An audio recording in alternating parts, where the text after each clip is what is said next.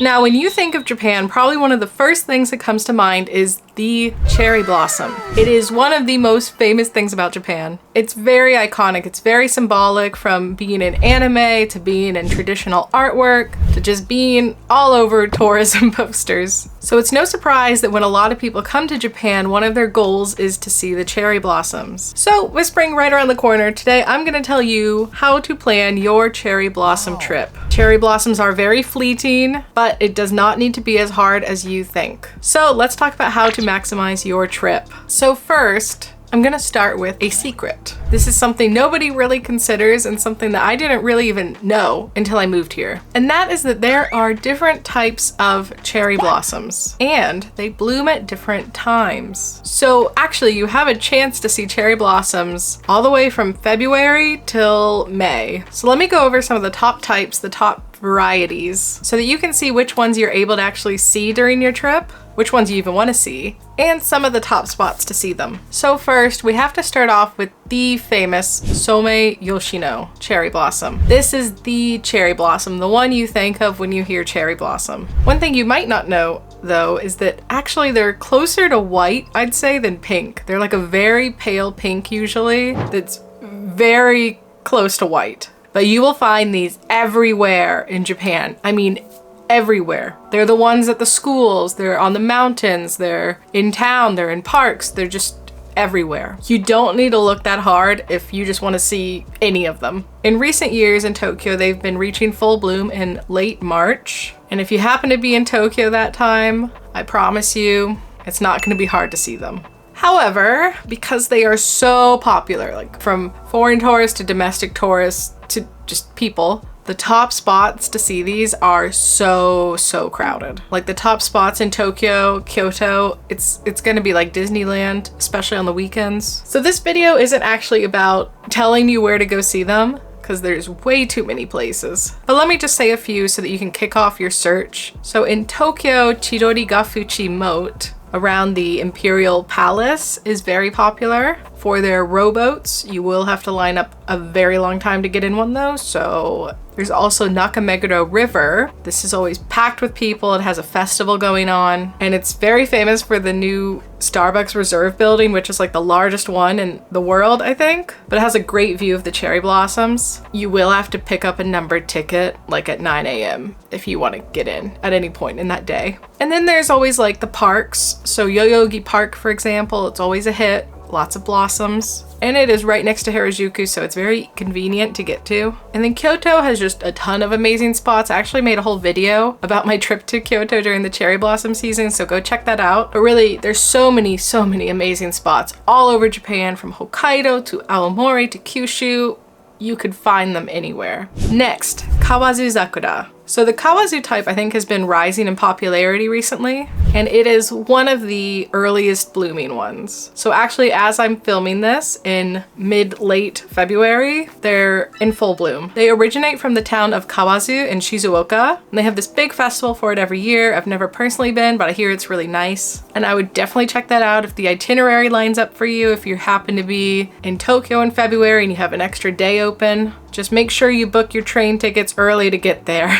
So these aren't as widespread at all compared to the Some Yoshino type, but you can find them in Tokyo too. You do have to do a little bit more research though. So one of the most popular places to see this is Sakura Jingu Shrine. I've also been there in a past video. And then on the other end are the late blooming type Yai Zakura. These are more prevalent than Kawazu, I'd say, but still nowhere near as popular as Some Yoshino's. So these ones look like puffy fluff balls, basically, because they're like double layer petals. There's like a lot of varieties of this with different colors, etc. And you can find these basically in any park or garden kind of place, like the Imperial Palace Gardens, Shinjuku Gyoen, many options. And then the last type I'm gonna touch on is the Shidare Zakura. These are simply stunning if you can find a good tree. These are weeping cherry trees, and they look so elegant. You will have to seek these out because they are not as common, but when you do find one, it is so worth it. These are usually a pale pink color, and they bloom about the same time as the Some Yoshinos. In Tokyo, there's Rokugien Park,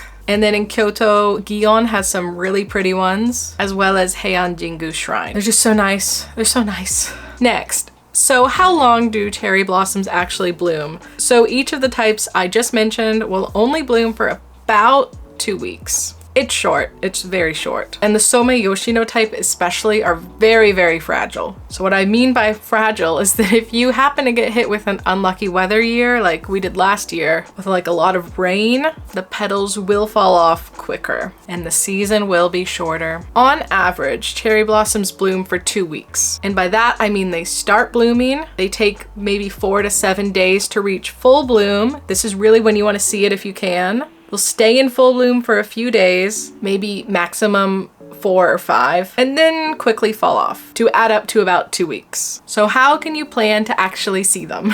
I know this sounds very stressful because their lifespan is super short and you basically have to hunt down the cherry blossoms, but they are really so stunning and so worth seeing if you can. And one way you are able to make sure you can see some blossoms without spending like hours researching locations and stuff is by planning a tour, which is why I'm excited to introduce the sponsor of today's video, Klook. Klook is an experiences booking platform where you can book thousands of things, experiences, tours, whatever. Not just in Japan, but also in the whole world. It's available in tons of languages and is easily accessible not just from your computer, but also from your phone. They have a really good app. It's very easy to use. They have very affordable pricing and lots of discounts. I have used them before they reached out to me. I've never had a problem. I've always very much enjoyed the experience. And as cherry blossom season is coming up, I'm excited to say that Klook has over 100 different cherry blossom tours in Japan that you can book. And I've secured a special discount code for you guys. So go ahead, try to download the app, see what they have to offer,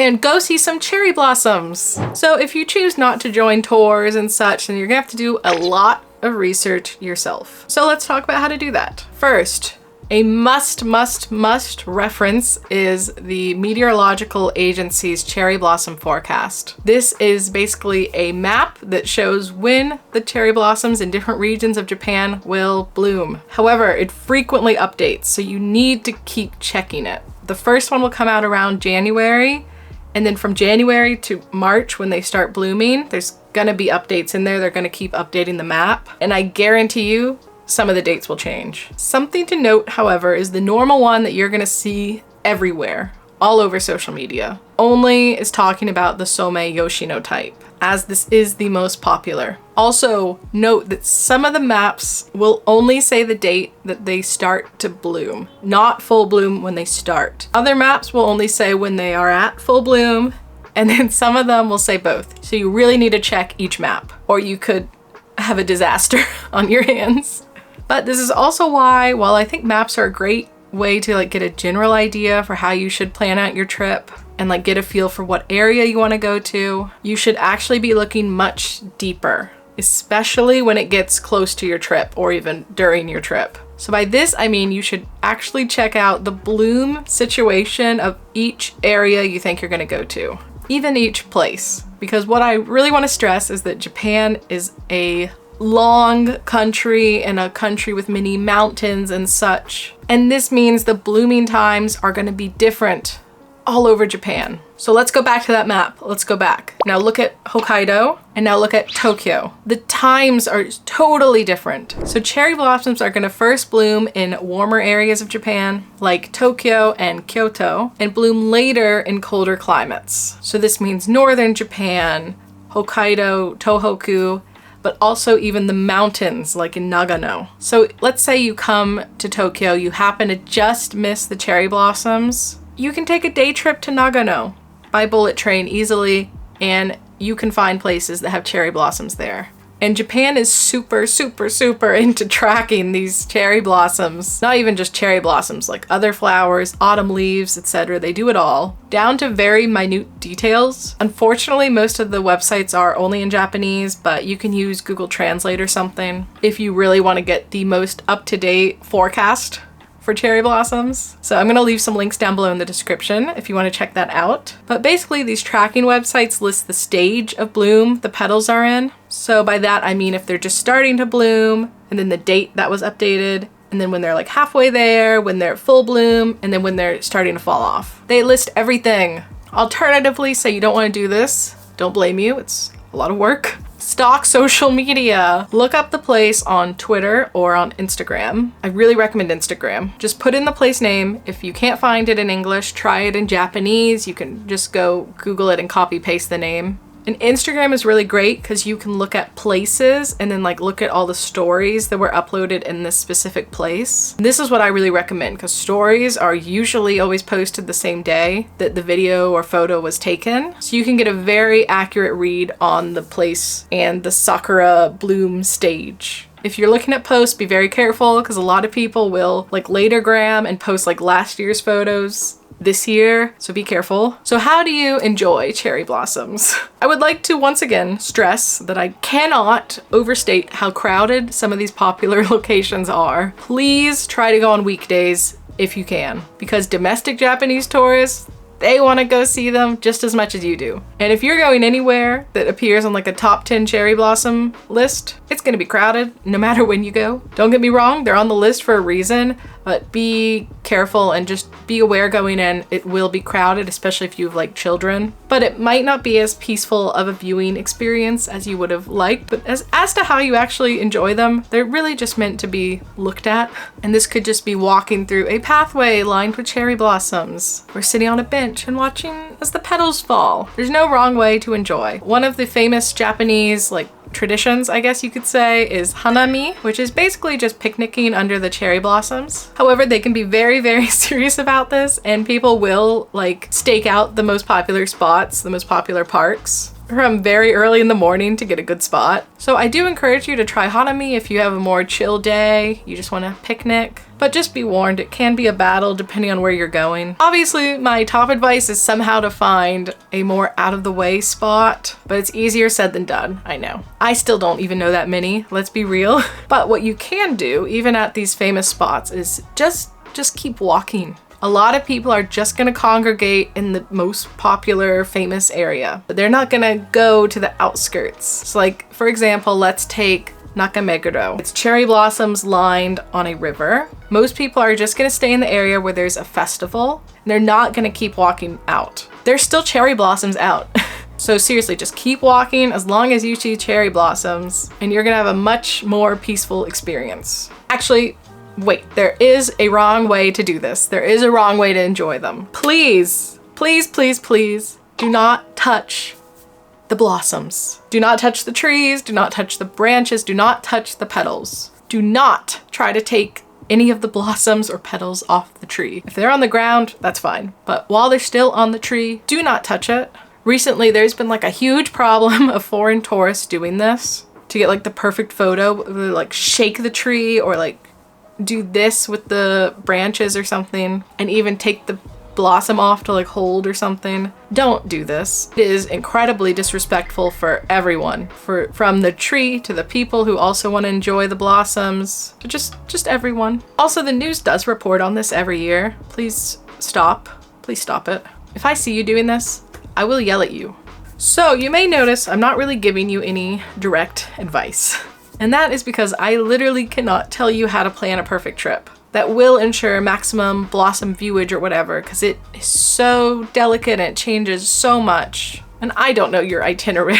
I will say, however, that in recent years, the blossoms have been blooming a lot earlier than they were, say, 10 years ago. So if you had to pick a time frame to come to Japan, I'd say very end of March to early April if you want to see them in Tokyo and Kyoto. Ideally, like, I don't know, like March 24th to April 4th, something like that. But what I do recommend is don't overstress on if you can see them or not. Don't do it. Instead, if anything, just like leave an open day in your itinerary, or even 2 days at like each end of your trip, so that you could go and try and hunt them down if you need to or if you want to. And the rest of the days, say you happen to notice you're right next to like Shinjuku Gyoen or Yoyogi Park, then just check out if they're blooming, pop over. You don't need to make it too stressful. Also, okay, one more advice. Reserve everything during this period. Train seats, restaurants in the Sakura hotspot areas, tours, whatever, everything, you need to reserve it, especially the bullet trains.